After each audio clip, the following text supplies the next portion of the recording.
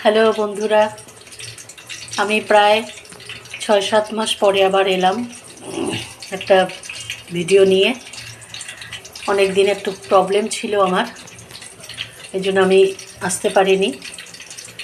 তো বন্ধুরা, তোমরা সবাই কেমন আছো? আমি এখন ভালো আছি, তোমাদের আশীর্বাদে, ভালোবাসায়। তো আজকের থেকে আবার চেষ্টা করছি ব্লগ বানানোর। আজকে একটা নতুন না রেসিপি, সবাই জানো, চিলি চিকেন। তো চিলি চিকেনটা বানাবো। সবাই জানোই কেমন করে বানায়, তো আমি আমার মতন করে বানাচ্ছি, তাই তোমাদের সাথে একটু শেয়ার করছি। তো চলো যাই রেসিপি দেখতে। তো এখানে দেখো, আমি চিকেনটাকে ম্যারিনেট করে নিয়েছি। আমি না ওই বোনলেস করিনি, সব নিয়ে নিয়েছি। ওটাকে আদা রসুন বাটা দিয়ে, সয়া সস দিয়ে, কর্নফ্লোর দিয়ে, ডিম দিয়ে ম্যারিনেট করে রেখেছিলাম।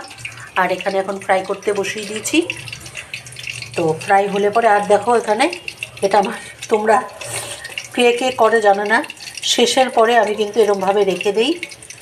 1 ফোঁটা 2 ফোঁটা হলেও আমার জন্য অনেকটাই মনে হয়। সব কিছুরই মূল্য দিতে ভালো লাগে, তাই ওভাবেই চেষ্টা করি। তো এটা ফ্রাই হলে তারপরে আমি আসছি নেক্সট পার্টে। তো দেখো এখানে আমি, এটা তো চিলি চিকেন, সবাই জানো, এত করে দেখানোর ভাবিনি আর কি। আমি সিম্পলভাবে রান্না করছি। ক্যাপসিকাম, পেঁয়াজ দেওয়ার পরে এই যেগুলো ফ্রাই করে রেখেছিলাম চিকেনটা, ওটা দিয়ে দিলাম। আর এখানে ওই জলটার মধ্যে কর্নফ্লোরটা রেখেছি, ওটা হলে পরে দিয়ে দেব।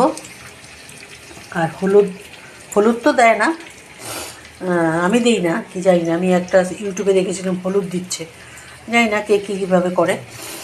একটু লঙ্কার গুঁড়ো দেব, আর একটু মিষ্টি দেব, দিয়ে নামিয়ে তোমাকে দেখাচ্ছি। আর টেস্টটা আমার হয়তো ভালো লাগবে, তোমাদের কেমন লাগবে টেস্ট তো তোমরা বলতে পারবে না, দেখে বলবে কেমন লাগছে। ওকে, তো দেখো কমপ্লিট আমার চিলি চিকেন।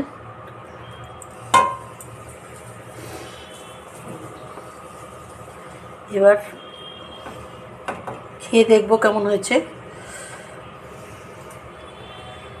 চলো, গুড নাইট, বাই বাই। খেয়ে দেখি, তারপর এটা বাকি জানাবো। ওকে, তোমরা দেখে যদি ভালো লাগে কমেন্ট করো।